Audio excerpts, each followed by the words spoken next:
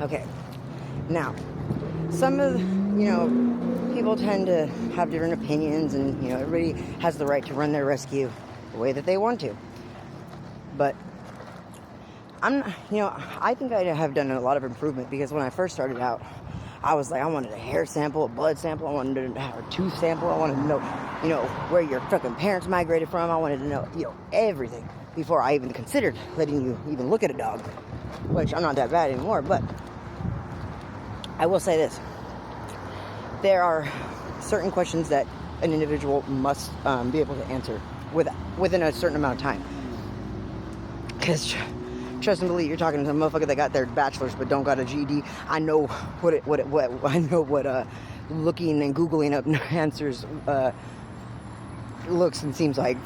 But if you can't tell me how many hours a puppy or a dog can go holding without going to the bathroom, or how many hours you should, what schedule you should have that dog going to the bathroom, how many times you should be feeding them,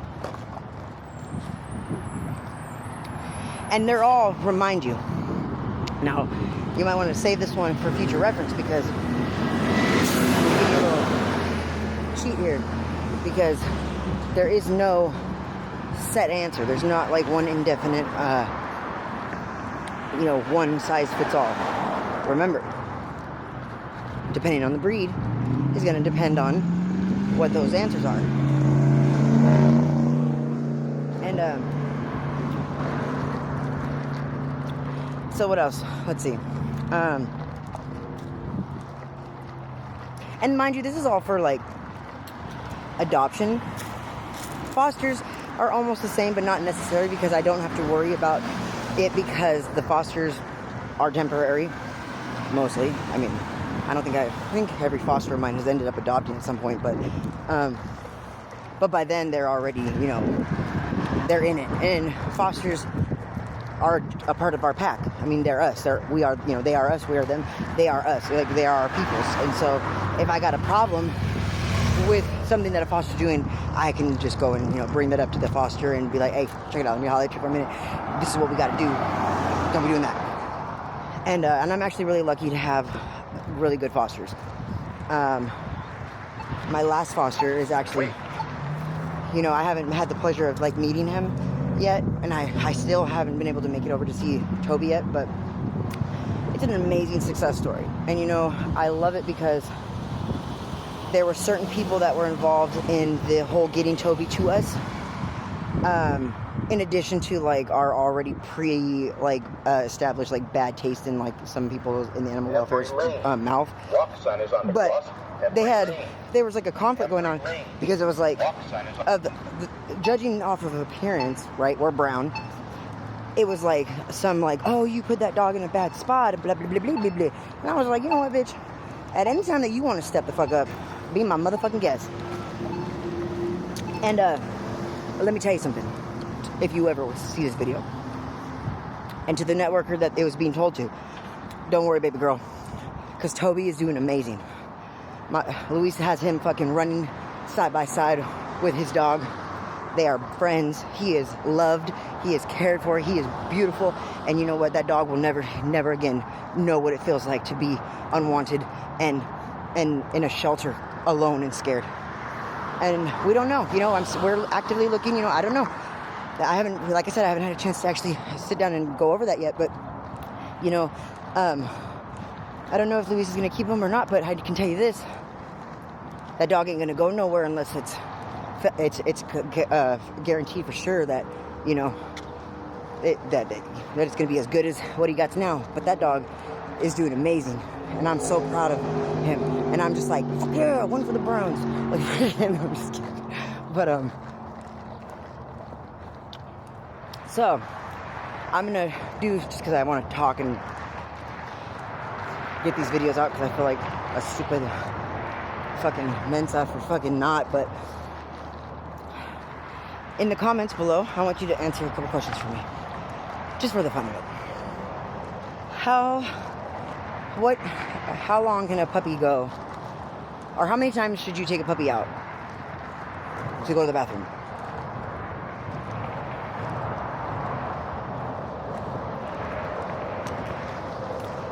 And I'll answer them in the next video.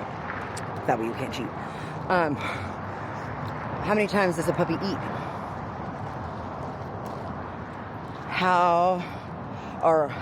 What is the age that a dog becomes sexually mature? That's a trick one. Don't be so quick to just pop up and answer that one. So, what age do dogs sexually mature? And that's important. It's important because when shelters are quick to spay and neuter dogs before they are sexually matured, they interrupt their natural hormonal development, which causes a whole bunch of health issues down the line. And there's like a lot of research on that. And I don't give a damn who don't agree.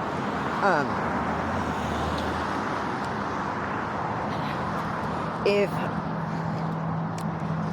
you have, let's say, a foster or a puppy, either one, and they are jumping, they have the issue of jumping up onto you when you walk into a room, right? And you want to break them of that. How did you go about that? You don't necessarily have to answer that one because, mind you, I am a mandated reporter. Just kidding. But I'll just go ahead and tell you this one. So, naturally, and it is natural to have the instinct that if a dog is jumping on you, for you to put your arms out and say no, or down, or stop.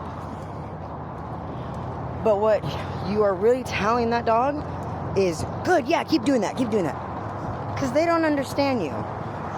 And when I say they don't understand you, mind you, I understand my dogs and they understand. We have a communication, open communication. But they don't understand our language. They don't understand our words. They understand our tones. They understand our facial expressions. They understand the chemical reactions inside of our body. They can, they understand like our vitals, the changes in our vitals, but they don't understand your words. And that is just nonsense for you to think that they do.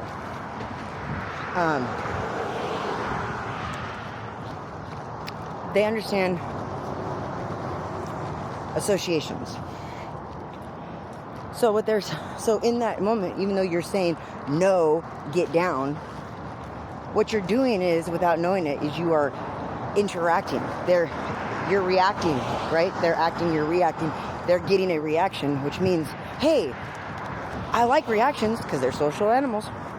So they're going to think that they're doing a good job. So the next time that you have a dog that you're trying to get to stop jumping, I want you to practice this. Turning your body away from them, ignoring them, and walking past them. No matter how eager or freaking tempted you are to try to say no, don't. You ignore them. You don't make eye contact. You turn your body away from them. And you push past them and you go about your business. And you don't talk to them until they are calmed down. And they will start associating that if they want to be pet and they want to be greeted, then they need to do it in a calm manner. I'll give you $50 if it don't work. But you got to give it a real try. All right, guys, I'll see you in the next one.